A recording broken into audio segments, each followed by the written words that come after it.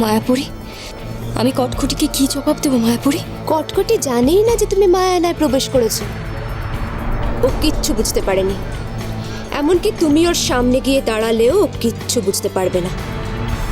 তার চোখের পলকের এক পল মাত্র অতিবাহিত হয়েছে। কিরণ, কিরণ, এবার কিন্তু আমাদের ফিরতে হবে।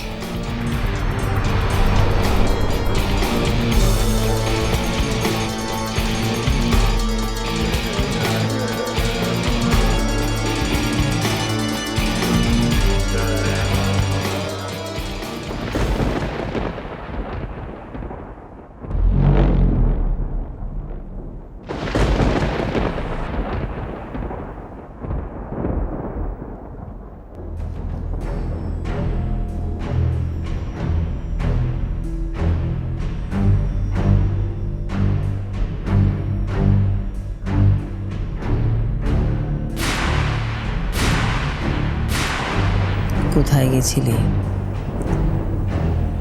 আমি ভাবলাম তুই বোধহয়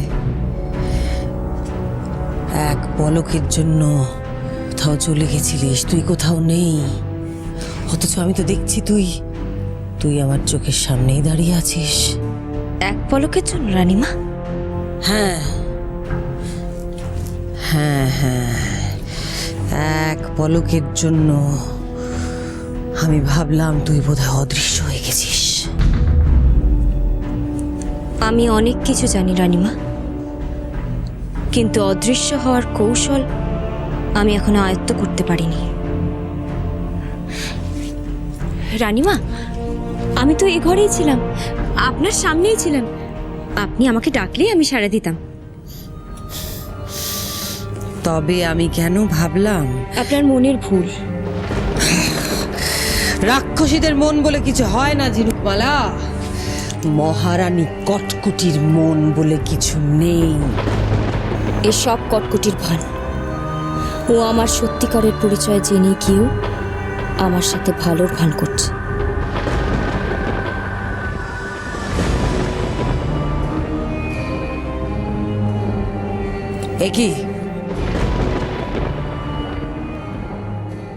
কি চাই তোমাদের এখানে? তোর সাথে একটু কথা বলতে এলুম লাকুটি মা। রানীমা, ওরা এখানে কেন এসেছে? ওদেরকে তো আপনি রাজপ্রাসাদ থেকে বার করে দিয়েছিলেন।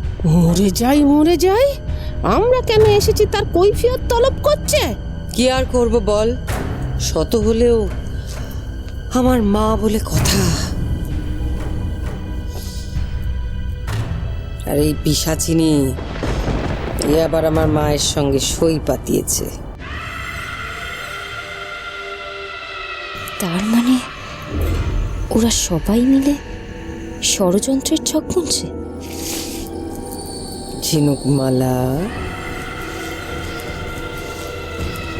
তুই বরং এক কাজ কর, তুই বরং রূপমতির কাছে যা একবার।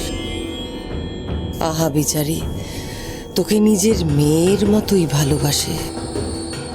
সে ভালো লা ঝিনুকমালা, তুই যা রূপমতির সাথে কথা বল, আর আমিও ততক্ষণ আমার কোটি মায়ের সাথে দুটো কথা বলে পেরান জুড়োই।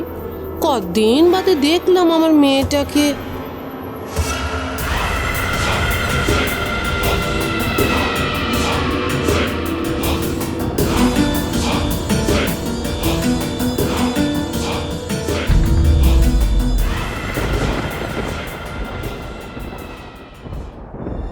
হাওয়ায় আমি ষড়যন্ত্রের নিঃশ্বাস পাচ্ছি।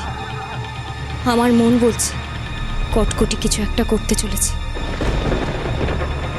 আমার কানে যেন কে ফিসফিস করে বলছে, কিরণমালা, কটকটি আসলে ভান করছে, ও তোমাকে হত্যা করতে চায়। এখন কি হবে? কি করবে তুই? কি করবি? কিরণ, কিরণ, মনের মধ্যে কোনো দ্বিধা রাখিস না। না বাবা,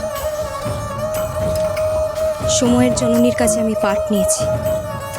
উনি আমার মনের সমস্ত দ্বিধাদ্বন্দ্ব কাটিয়ে দিয়েছেন। আমি এখন প্রস্তুত। কিন্তু কিরণ, কিরণ, প্রাণভ্রমরা ছাড়া তো রাক্ষসদের বধ করা যাবে না। বাবা, ওই প্রাণভ্রমর মহাকালের সময় জালিকায় বন্দী আছে। কিরণ, হে যে অসমযুক্ত কিরণ, এর পরিণতি তো পরিণতি একমাত্র বলতে পারবে গুপ্ত কুঠুরি। গুপ্ত কুঠুরি একমাত্র ভবিষ্যতের পরিণতির কথা বলতে পারবে। আমাকে সবার আগে তাহলে গুপ্ত কুঠুরিতে প্রবেশ করতে হবে।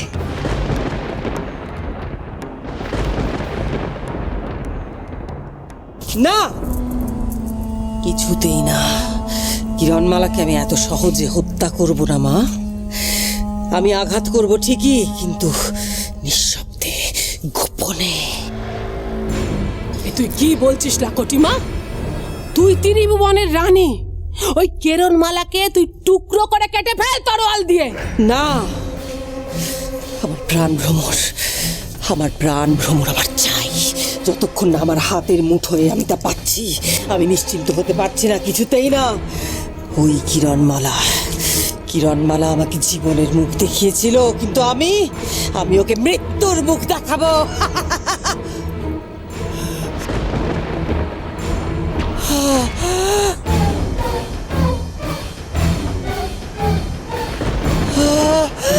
না, না, কটিমা, কটিমা, পিচকে তাড়াতাড়ি আয়। কি হলো? কি হলো তোমার? চলে যাচ্ছে, কটিমা, চলে যাচ্ছে। কিরণমালার রক্ত চাই, কিরণমালার রক্ত চাই। তার রক্তে স্নান করে তবে আমার শরীরের জ্বালা মিটবে। কটিমা, ও বাবা, ওকে মারবো কি করে? দূর হয়ে যাও, এখান থেকে দূর হয়ে যাও। কটিমা, আমার মাথায় একটা মতলব এসেছিল। আগে যদি কিরণমালাকে ঘুম পাড়িয়ে দেওয়া যায়, তারপর তুই ওকে মারবি। কি করে ঘুম পাড়াবো আমি ওকে? আমি আছি কি করতে? যে ফুলের গন্ধে তোমরা এতকাল রাজাকে বসে রেখেছিলে, তার মেয়েকে 3 প্রহরের জন্য নিদ্রাচ্ছন্ন করতে পারবে না। শ্মশানের ছাই, আমার ভাই পিশাচ রাজের ছা, কিরণমালা নিদ্রা যাবে। মন্ত্র দিয়ে যা।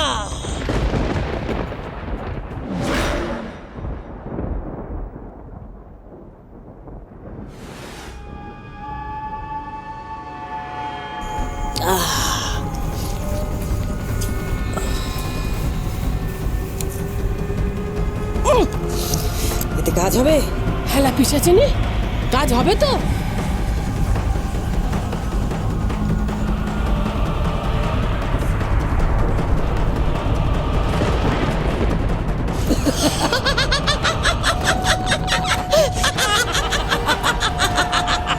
রানীমা, কিরণমালা গুপ্ত কুটিরিতে প্রবেশ করেছে।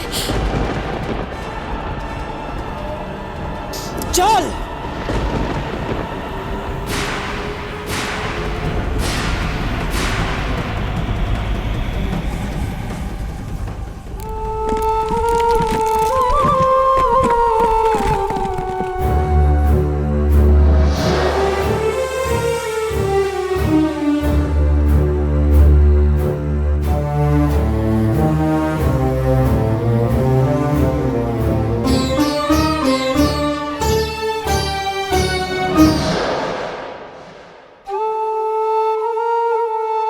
গুপ্ত কুঠুরি একমাত্র ভবিষ্যতের পরিণতির কথা বলতে পারবে।